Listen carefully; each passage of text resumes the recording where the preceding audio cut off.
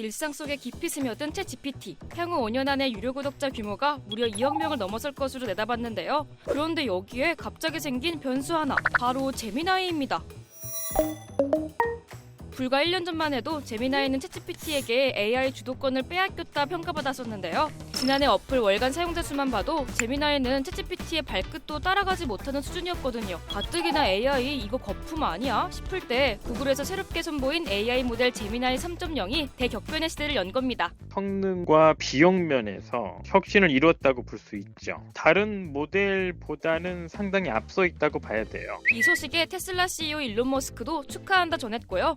심지어 챗GPT의 수장 샘 올트먼도 제미나이 훌륭한 모델인 것 같네요. 축하합니다. 하며 긍정적인 평가를 내렸는데요. 주식시장도 즉각 반응했습니다. 제미나이 3.0의 영향으로 구글의 모회사 알파벳 주가가 6%나 상승했거든요. 아니 대체 뭐가 그렇게 좋길래 이런 반응들이 나온 걸까? 좀 살펴보면요. 일단 복잡한 문제를 기존 AI들보다 훨씬 빠르고 쉽게 풀어냅니다. 챗GPT와 제미나이에게 동시에 역대 가장 어려웠던 수능 수학 문제를 풀어보게 했는데 둘 다 정답은 맞췄지만요. 챗GPT는 이미지를 해석하는 데에만 약 1분의 시간을 사용했지만 제미나이는 이미지를 바로 이해해 문제풀이를 시작했습니다. 또 이번 업데이트로 가장 크게 주목받았던 건 바로 이미지 구현 능력인데요. 일단 이미지 생성 역시 챗GPT보다 훨씬 빠른 건 물론이고 편집까지 한 번에 뚝딱 해냅니다. 안개 좀 지워줘, 이 그림 계절 좀 바꿔줘 같은 요구사항들을 단번에 사진 속에 구현해줘서요. 원래 포토샵 같은 편집 툴로 사람이 직접 해야 했던 작업들을 이제 제미나이가 다 알아서 해주게 된 거죠. 챗GPT는 글을 잘 쓰는 모델로 개발이 돼서 나중에 그림이나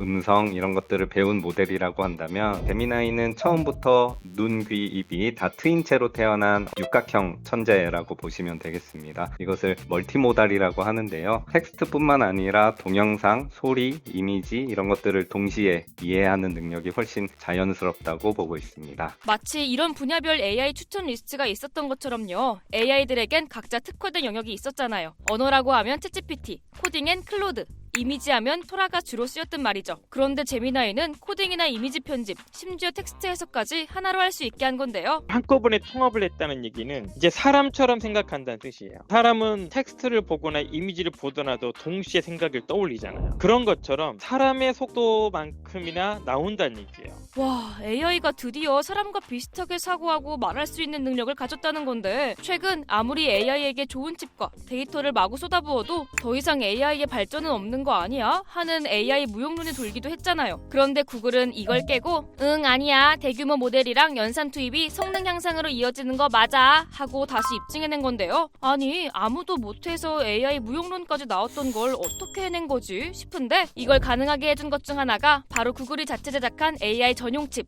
TPU입니다. 이 업계에서 많이 사용되고 있는 엔비디아사의 GPU에 들어가는 칩은 태생적으로 그래픽 처리를 위해 개발된 범용 칩이라서 AI 연산 외에도 여러 기능들이 섞여 있습니다. 반면에 구글이 독자적으로 개발한 TPU라는 칩은 AI 연산만을 위해서 특별히 설계된 칩이기 때문에 처리 속도는 더 빠르면서 전력 소모는 더 적은 장점을 가지고 있습니다. 마치 알파고 모멘텀처럼 이것도 아예 TPU 모멘트라고 부를 정도의 상황인 거예요. 결국은 이 TPU가 제미나이 3.0의 수준 높이는 역할을 했기 때문에 이게 검증됐다고 봐야 돼요. 구글은 자신들이 만든 칩을 엔비디아처럼 상용화하려는 움직임까지 보이며 앞으로 AI 칩의 강자로 우뚝 설 것으로 예상되는데요. 이거 엔비디아가 우리 여전히 강력한 회사입니다 라고 공식 입장을 내놓을 정도거든요. 하지만 엔비디아가 당장 폭삭 고꾸라질 정도는 아니랍니다. 엔비디아는 당분간 아주 강할 것 같습니다. 아무리 제미나이가 3.0 프로를 발표하고 TPU로 이제 전체를 학습시켰다고 하지만 상용화가 된 것도 아니고 전 세계의 GPU에 대한 공급을 딱 쥐고 있기 때문에 계속 강할 수밖에 없다라고 보고 거기에 이제 큰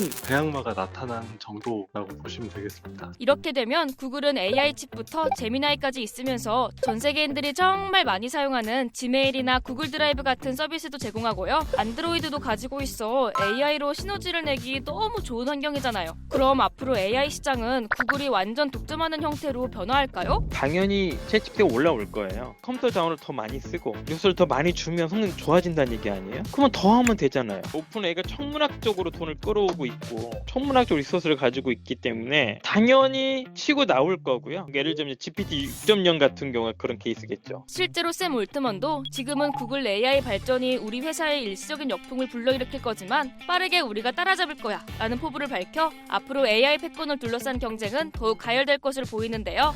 약 2년 만에 권력 지도가 뒤집혔다는 AI 생태계. 여러분은 어떻게 전망하시나요? 댓글로 의견을 남겨주세요.